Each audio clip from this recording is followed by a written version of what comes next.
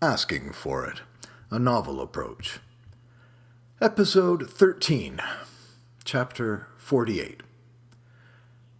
Jim's street heart wakes after midnight, a notion forming in his mind. Michaela's Valentine and Kabele Mata's tribute. The festive grooming of male youth each spring in ancient Phrygia. To honor the goddess, the flower of youth set to run, then ritually hunted. Fervent servitude upon capture, fervent sacrifice in self-castration, all for love of the great mother of gods. Lance has called his upcoming event a pirate Valentine. It had ought to be tweaked to the mother's higher purpose. Kabele Mata's divine lineage circling the globe and descending the ages. Kali, the Hindu's goddess and mother of creation, still dancing on Shiva, her divine consort's supine form. 3.5 millennia the Kali Yuga flows on. Claudius II's priest Valentin, martyred for promoting marriages. 1,000 years later, Isabel observes St. Valentine's Day in her high court of love. Courtly love venerates woman in the poet's heart and in its verses. A wind has come up in the night, and the aged timbers supporting Jim's roof are creaking. How ruinous the mother's power, trivialized over centuries.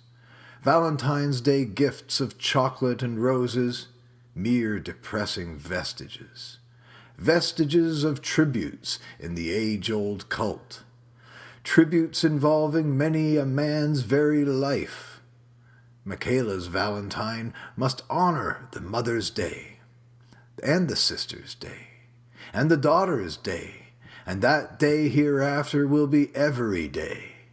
Who can reasonably suggest a single day to honor the generative power of woman? If there is but modest blood spilt, this pirate Valentine could nonetheless mark a return to more meaningful, more reverent gestures. This, at its very least. Chapter 49. Dick has the pirate graphic done quickly, and thankfully everyone loves it. Now he has to get it up on all the hoardings and telephone poles of Port St. Lucie. It's pretty strange, this low-tech local promotion, like he's back in high school putting up posters for a buddy's band or something. He's set up Brandy with a dedicated Facebook page, a Twitter feed, and 6 tube and forum spots, all in his first week working with her. He almost feels bad for Michaela. She was his first success, after all. Surprisingly, Michaela has just suggested doing a few more beatdowns at his place. For old time's sake, she says. Dick has missed her. But he isn't sure this is the best idea, liabilities-wise. Does she actually need to, financially? The whole $100 a beating formula never made either of them rich. Now it just makes him nervous. Too many spectators. Guys who figure out too late they don't really want to feel the pain. Michaela herself is a bit of a wild card. She is good, no question there. She's always had the formula. What combination of roughing up and dressing down each of her opponents requires. At her best, for the $100, Michaela did a minute or two of flirting, loosening the guy up. Maybe 5 or 10 minutes beating, depending on the guy's stamina. Then maybe she'd spend another minute or two rubbing it in, with the guy lying moaning in a heap on the dusty ground. She had to figure out the proportions on the fly. Otherwise, the fights could go on too long. Too much of what the guy enjoys most, and he'd end up taking way more abuse than was necessary, cost-effective, or even safe. If they were at it too long, she'd enjoy the extra workout at first, really get into it and break a good sweat. But if the guy took her best shots and just wouldn't go down, Well, at a certain point, she could get frustrated, maybe even a little carried away. If a guy gave so much as a nervous chuckle, look out. She'd broken a rib or two, knocked out some teeth. Never any legal repercussions, knock on wood. What haunted Dick worst were the times she'd overdo it with the wisecracks. There was humiliation, and then there's humiliation. The kind that worked best on his hardscrabble rear lot had an intimacy to it. She'd lean in with a little baby talk only the sap himself would get to hear. That took the edge off the occasional taunts and playing to the audience she'd indulge in. But if she took a joke too far, maybe it was just his imagination, but Dick didn't like the look that came into some of their eyes. Nothing had happened so far, but still. Even with the waivers signed, Dick always worried. The cops would get nosy. Some sad sack would go home and blow his brains out, or take to stalking Michaela, maybe even for revenge. These worries were nothing new, but he'd had nothing to lose before. And now? Does he have something concrete to lose? With Brandy, maybe? Best not go there. Cart before the horse there, for sure. The past month he's dared to think the unthinkable, and things are definitely looking up in that department. He can hear Brandy berating some rube in the living room right now, and here he is, working away, comfortably installed at her kitchen table. The midday sun is warming his back. The good AC keeps his head nice and clear. He tweaks the bank of Brandy's newest banner ad. It depicts Brandy kissing her own girly fist, a large wad of hundreds flaring from her grasp. He brings up the violet hues in the background and adds a touch of complementary magenta to her lip gloss and her irises. Then he takes a little break to call Lance. Chapter 50. Manfred Meekness reads the note a second time. As he released it from its fancy embossed envelope, he imagined a white bird emerging from a gilded cage. They're asking for 5,000 words. But who exactly they are, and 5,000 words of just what, he's not at first altogether certain. The grandiose coat of arms on the stationery gave him pause. People don't write private correspondence on paper these days, let alone on stationery bearing coats of arms. That's just over the top. Was it a direct mailing scam? He received something similar looking from the publishers of the OED once. Looked impressive, but it was basically dictionaries for money. And not a little money either. They'd wanted to create this effect, an aura of class, of well-aged prosperity. What he sees now has that same aura, but this is seemingly completely authentic. The handwritten note professes a heartfelt appreciation for his, quote, thorough and insightful consideration of the subject. It goes on to encourage his, quote, loosing his imagination with ever greater fervor. He had to reread that, loosing. But no typo there, just super antiquated diction. Could they anticipate a piece, genre his choice, on the theme of the goddess among us? He had so eloquently opened upon? Something in the order of 10,000 words? Well, yes, he supposes they can anticipate something like that. Why not? The goddess among us was not his phrase, but it does clarify where this is all coming from. He likes this guy's style, this Jim's Streetheart. His $5,000 cashier's check has set just the right tone. Apparently, Abiati has passed him along to deeper pockets. The California sun disappears behind a vaguely gothic bank of cloud. Meekness closes his eyes for a moment, a smile spreading across his face. His fingertips hover, tentative, above the keys of his laptop. Gradually, he draws himself up from his hipster slump until he sits erect and avid. In the empty lunch hallway, 15-year-old Jeremy Benthall can't believe his luck. Cherry Malcolmson is leaning against her open locker, no one around her, nibbling at some pizza and texting one thumbed while she's at it. Jeremy thinks of the ozone, or whatever his geography teacher had said you could smell in the air near lightning strikes. He has found the precise spot. He walks up and rushes out the glowing compliment he spent half of the previous night composing. Then he offers to buy her a shake. Yesterday, he watched, entranced, as she sipped at the little striped straw protruding from one of the cafeteria's boxed milkshakes. Not receiving a reply to his offer, Jeremy feels his self-confidence compromised. "Shields are down to 26%, Captain!" Reflexively, he lowers his gaze to the floor. Cherry Malcolmson's giggle is a tiny bit sinister. She looks past him, up and down the hall, before letting fall the crust of her pizza slice. "Trying to buy me a drink, big-time spender? Pretty bold. Here, let me buy you lunch instead." She toes the crust forward toward Jeremy. He can see his hand reaching out. He can see the floor zooming up to meet his fingertips, while he hears Cherry Malcolmson's giggle. Oh, and this is what? Hack pandering? Juvenile fantasy. Meekness scraps it and frowns a while at the seagull droppings polka-dotting the broken paving stones at his feet. The sun will clear next door's roofline before long. The heat will soar and he'll have to seek refuge back indoors. His blank stare meanders up over the diminutive courtyard's cinder-block walls.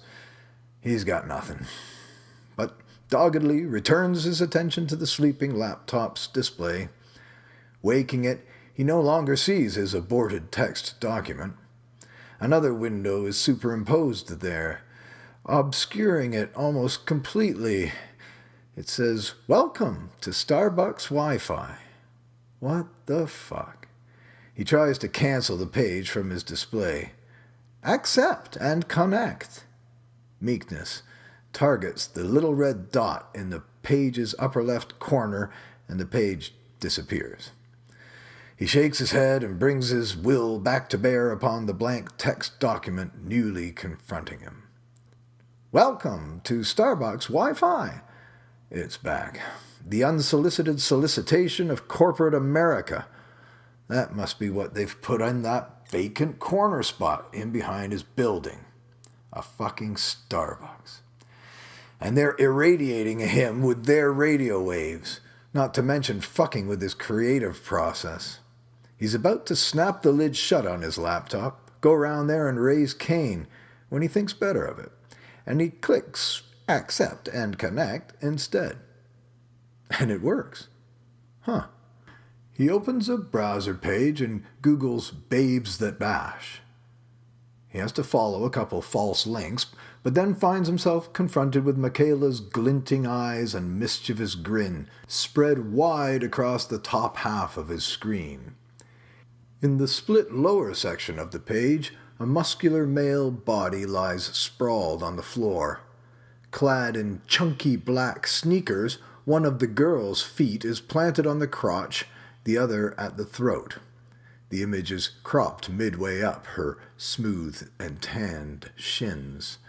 Meekness looks back to the foxy expression in the top of the screen. What did Abiarty say? She'd milk 'em dry? What he sees is irreverence and a big healthy appetite. Grudgingly, he accepts the possibility that Abiarty has refined his game. Still, he'll ignore this siren staring out from the wide world within the world that is this internet. He doesn't want the simulacrum foreshortening his own imagination. Even the real Michaela, were she to climb into this courtyard from his window right now, couldn't possibly measure up to the great and mysterious repository of all things irresistibly seductive, that is, the goddess among us, that he plans to evoke. He's still staring into those dark hazelnut eyes several seconds later when a seagull craps on the back of his right hand. The shock of the cold, slimy impact shatters his half-mesmerized first encounter with Michaela Mendoza. Chapter 51. A gaudy, pale mauve and deep purple spiral turns in the center of Lance's big PowerBook's display. The mesmerizing graphic is no screensaver. A sultry-voiced dominatrix instructs him to put on headphones. Twin tracks of her honeyed vocal then tease him to pleasing stereophonic effect. Over the spiral, flashes of text and image are peppering Lance's self-conscious with a brevity and frequency that keeps them well out of his conscious mind's grasp. Lance has never been hypnotized, never known anyone who has. He's not much convinced of the hypnotic potential here either, but he is loving this dom's seductive instructions. In one ear, he's told how utterly he's bound to follow her commands. In the other, he's warned against her wiles, warned that he's being entrapped. Under the next day's scintillating Miami sun, and occupied with a client's urgent concerns, Lance can still picture the dramatic cosmetics and severe expression of the alchemitrix. Last night, her training, entitled Learning Your Place, had held him entranced, edging towards orgasm like some forbidden fruit.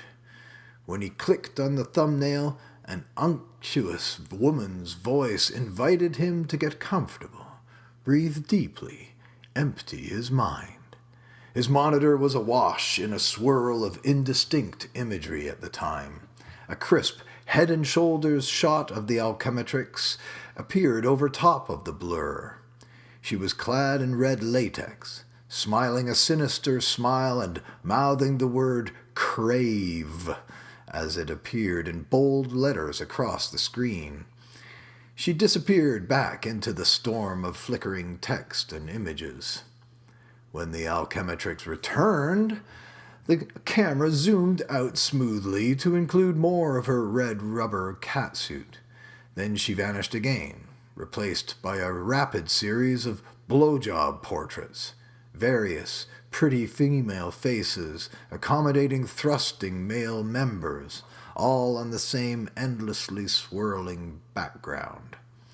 Rhythmic and repetitive electronic music carried the plush voiceover. Then she was back on the screen, seductively suggesting that Lance find his true place beneath her. She smiled down at the camera's POV, somewhere between her thighs. More montage of immaculate girly faces, oohing and awing over more rigid cocks. Then he was looking up again into the expectant gaze of the alchemitrix.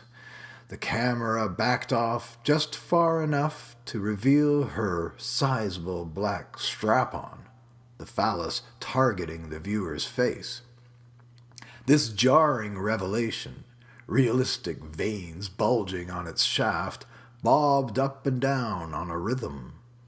By this time, Lance had completely surrendered to the glamour, the happy hypnotic music lulling him.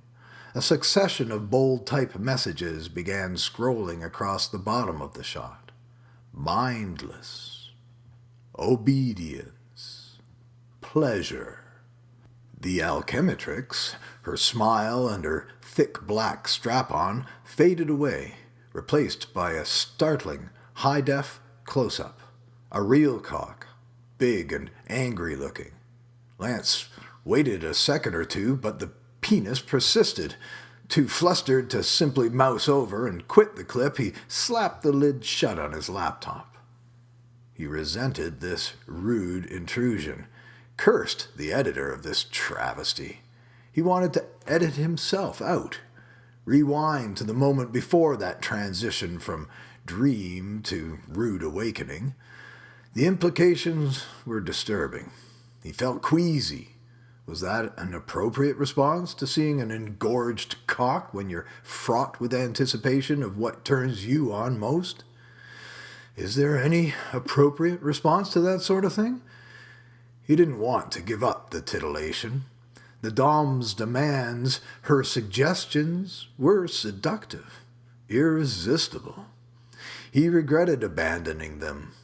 Sat motionless in the dark, he took stock of his feelings. Initially, revulsion. After the shock, curiosity. Was he homophobic, or perhaps too coward to confront something else entirely? Did he have so little clarity, so little trust in his own erotic identity? The sultry voice-over remained in his head, that alluring voice. Lance reopened his PowerBook to find the browser page still displayed. Calmly closing the window on that erection, he moused over adjacent thumbnails until he found another featuring the same penetrating green eyes beneath dramatic penciled brows arched high. There were bites of the same breathy, sexy voice he had loved. But this shorter clip lacked the intro, the ramping up effect that allowed him to get into the mood. And there was even more dick in this one, right from the outset. Surveying all the neighboring titles, he could see that the genre was dominated by themes of sissy-making. Well, that's a drag, he thought, pun intended. There was a good deal more artistry than he'd seen in other clips indulging the submissive male.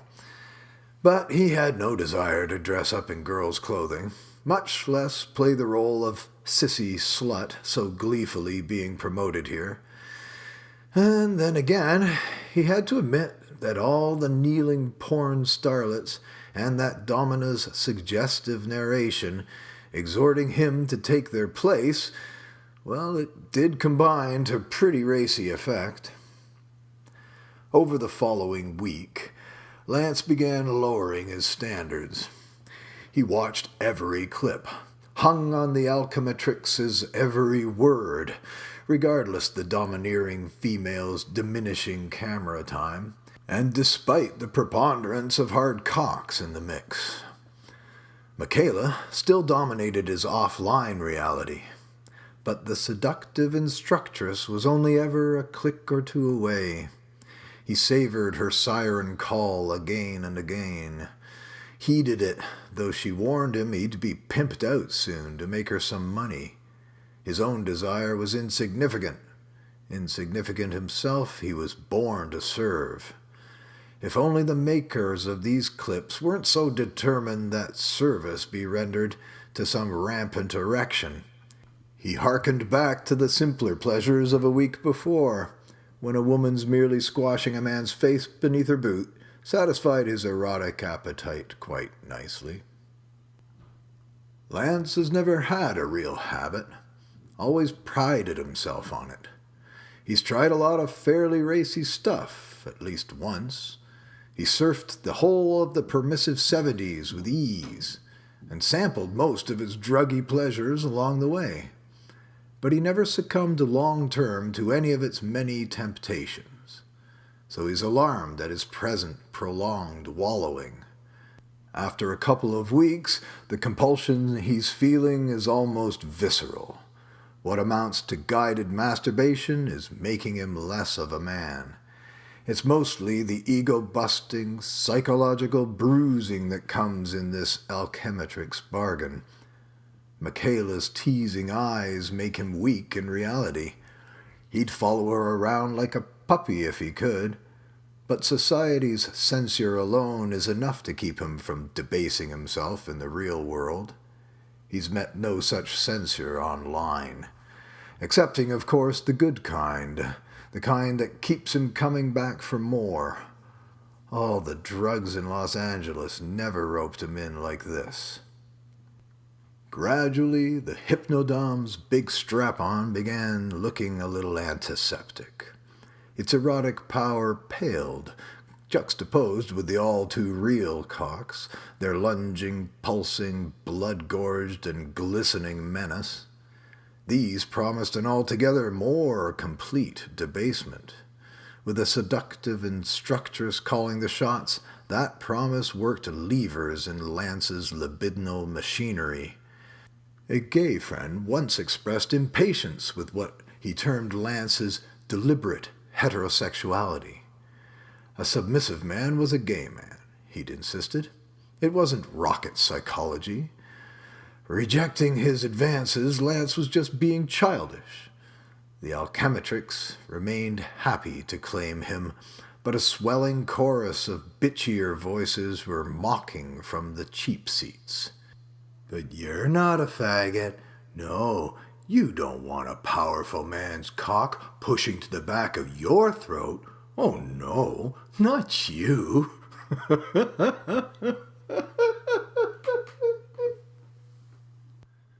Maybe, just maybe, he's bottoming out. Most people never do, never need to. But for some, like him, the gory end of certain behaviors must be endured before they're able to turn things around, turn them from the traumatic to therapeutic, lemonade from lemons, gold from lead. The alchemitrix, the onanist's anonymous therapist. Are hers the new 12 steps? Submission without the religion? Lance wonders at the rabbit hole he's plummeting down.